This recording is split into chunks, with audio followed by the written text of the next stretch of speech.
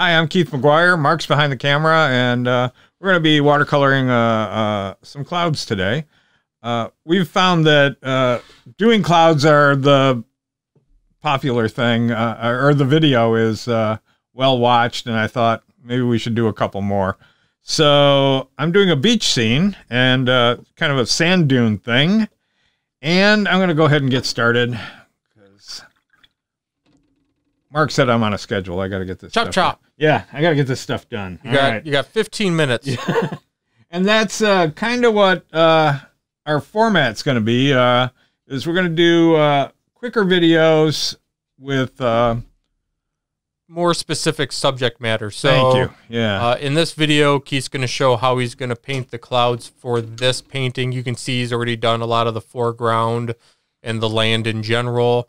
Maybe in the next video, it'll be how to paint the trees. Maybe in the next one, it'll be how to paint leaves. Maybe it'll be feathers on a bird. Maybe it'll be the shell of a turtle or the seawater.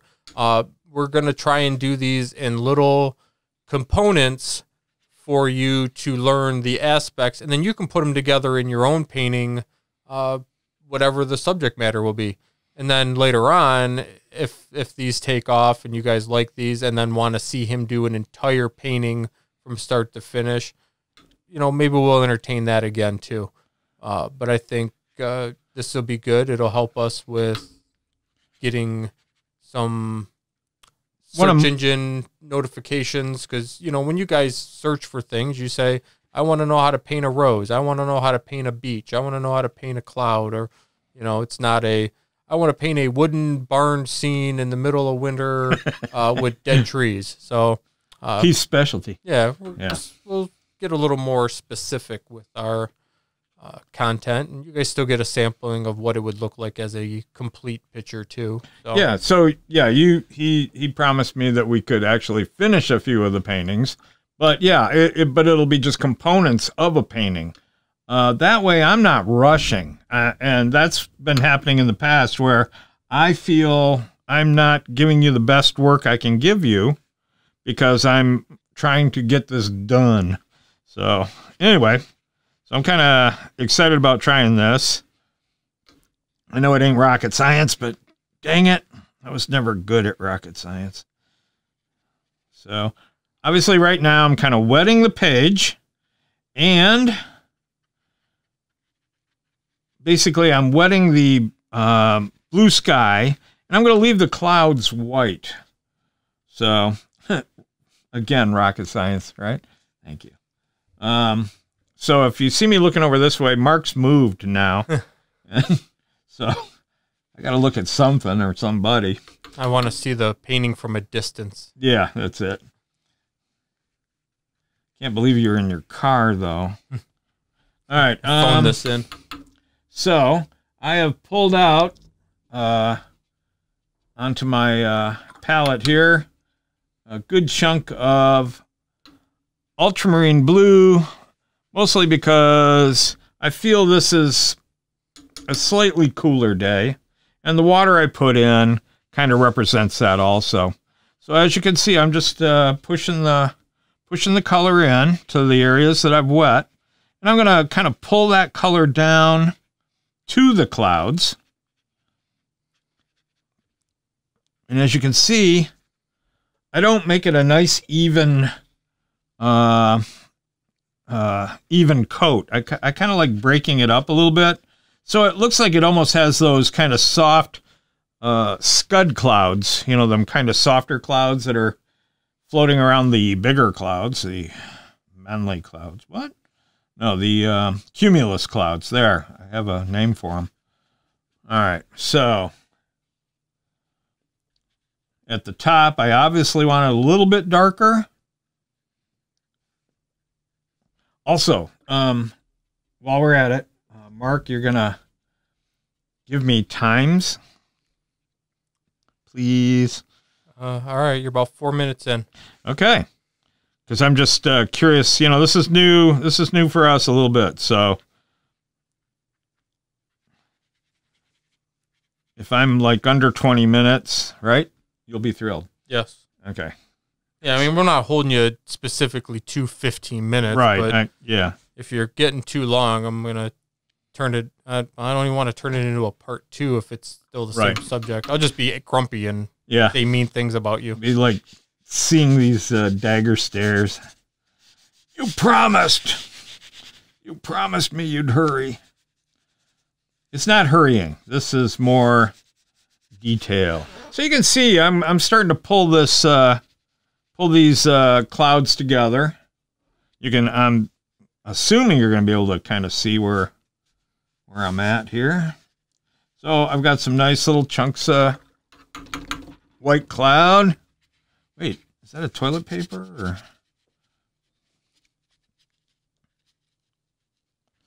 All right. So, initial first coat of ultramarine blue. As it dries, you can see that I'm going to come in. Now, as you come down on the horizon, it should be lighter, closer to the horizon. Just, that's the way it is. More atmosphere you're looking through, which means if there's even, haze or anything, it'll show up. So I'm keeping it light below the clouds and trying to make sure it's deep enough color above it. And don't forget, watercolors dry 40% lighter than what they appear as you put it on the paper. I coat my watercolors in epoxy. They never dry. They stay. No, this is often hard to judge. And it's kind of funny because even some colors seem to be even worse than others. So anyway, I've got my basic sky in. I've got my, if you'll notice how I create these little torn edges here and there. If you want, get out there and look at the clouds. This is what I yell at my class all the time is look at what you're doing. Go, study clouds. Don't do it while you're driving, okay? That was my big problem. My son, Jesus, Dad, come on. All right, sorry. That was a good cloud over there. But we really, you got to watch how clouds tear apart. They're actually kind of fun. So they're not these big, lumpy, round things, unless it's a really good cumulus going Florida style. All right, this part now I'm going to very quickly, I'm pulling out a little more ultramarine. But I'm going to pull out a little magenta. And if you don't have that, maybe a little alizarin crimson. I'm just going to kind of purple up this ultramarine. And I want it kind of more on the redder side than the bluer side. And what I'm going to do is now I'm going to start creating a little bit of a shadow along the base of the clouds. And if you'll note, see how I let it kind of bleed into the wet areas so that it gives it that kind of soft effect. And you'll notice clouds have bottoms. If they're right directly above you, you don't really see that. But if they're kind of out in front of you, you want to kind of give them a flat bottom. But if you'll notice the way I do it, how I'm coming across, see how I break it up so they're not like just solid clumps of color. But this is, I love doing this. And you don't have to get crazy with it, but this is funny. I taped the paper down. So I'm like trying to, I think I'm going to move right off the image here. Anyway, so I got the base on that layer. And if I want another layer to kind of, what I'll do is see how I'm putting a foreground white cloud here, and then this cloud behind it is being shadowed. So, all right. Then the other thing I like to do as I'm doing this is I'll break up the shadow with a little bit of water so that it kind of bleeds up into the cloud. You're getting that soft effect. Soft. All right. So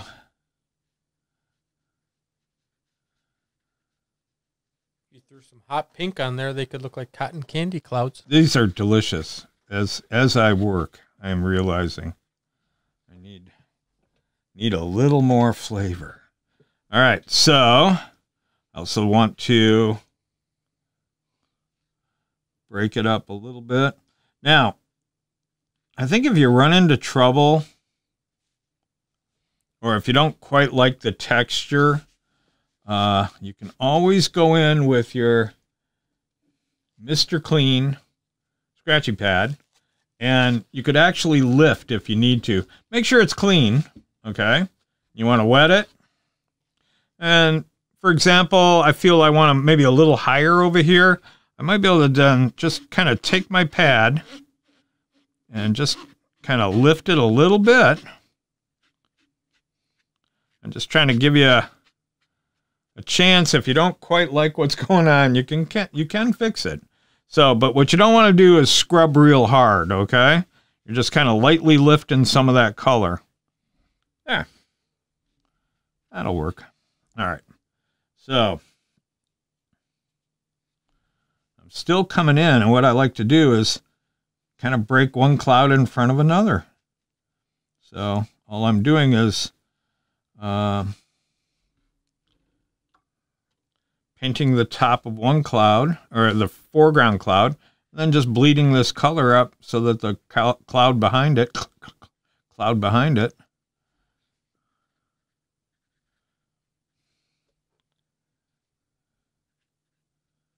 is getting there. All right. So now I'm going to come down here. I'm just going to add a little more, just so I can kind of flatten these clouds out here. Time? You're at about 10, 11 minutes. Oh, man. I'm doing it. I'm going to succeed. All right.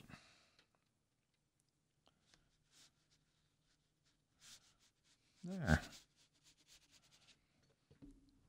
Now, the fun part about this is you can always add a little different color here and there.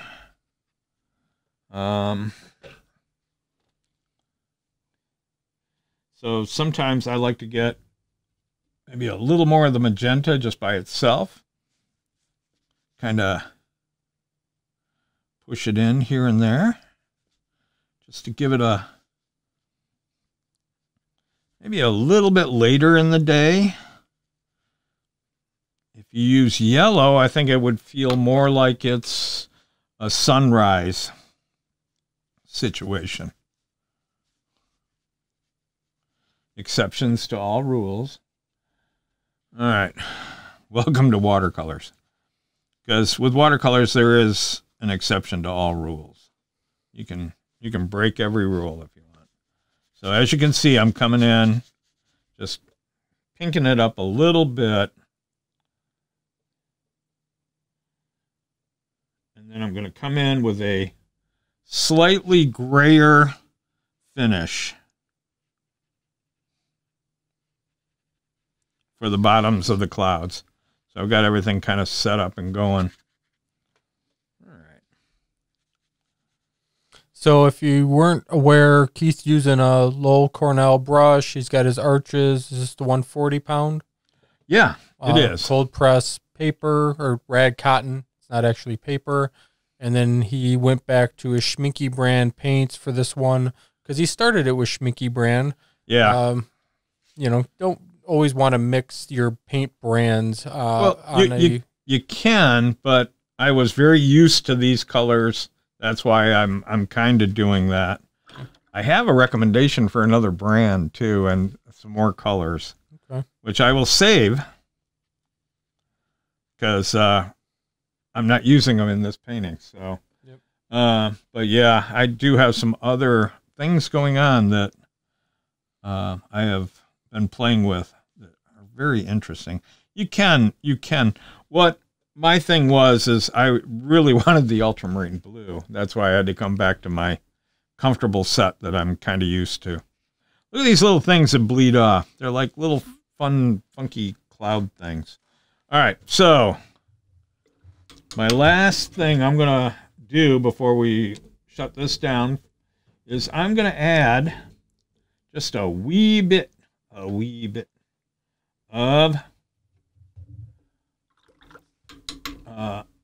indigo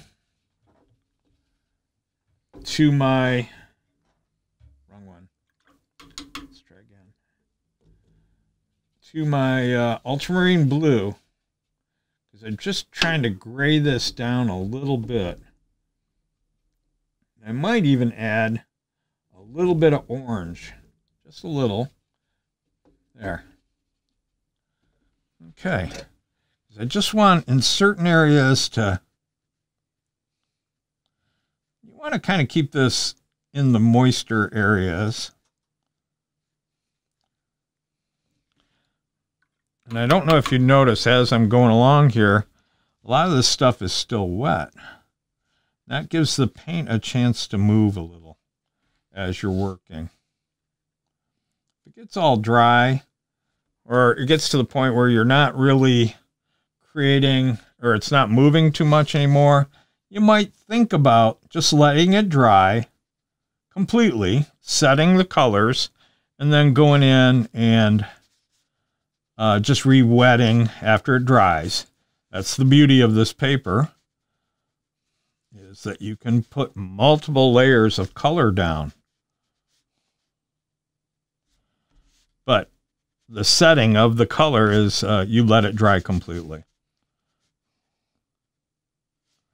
So I like that little bit of dark gray in there, just kind of, I think it helps attach it to the bottom a little bit too, where it was all happy and purple. Just getting a little bit of that gray kind of anchors it down to the land below. Arr. Isn't that a Edgar Rice Burroughs kind of thing? Oh. All right. So I'm going to stop here. I kind of like what I got, and we'll let it dry up, and we'll finish it up. I'll do a little examples of dead grass and stuff. Maybe finish up the bottom, work with some shadow. But let's call these clouds finished for now. And anything else, Mark? No, if you like this video, you want to see more, obviously you guys know to like, comment, subscribe, ring the notification bell. Head over to rkmcguire.com. Keith has some of the, not this painting, but some of the other paintings and drawings he's done. We have the line sketches if you want to work from, prints for sale, recommended materials and links to buy them. We get a small commission if you use one of the links. It doesn't cost you anything extra. It just gives us a little thank you for recommending it. And I'm trying to think if there's anything else. If you're in the Southeast Michigan area, Keith does teach classes live at a variety of age ranges, and that information's on his website as well. So thanks for watching. Check out students of RK McGuire on Facebook, where you can post your pictures, and other artists can see them. And Keith looks, I keep trying to tell him to comment, and he won't get off his lazy typing fingers to do it. But if you've ever seen me, we'll get there. Yeah, if you ever, it takes him forever to get through. It's a sad process, yeah. But thanks for watching, and stay tuned for the next video. Thank you, everybody. Bye.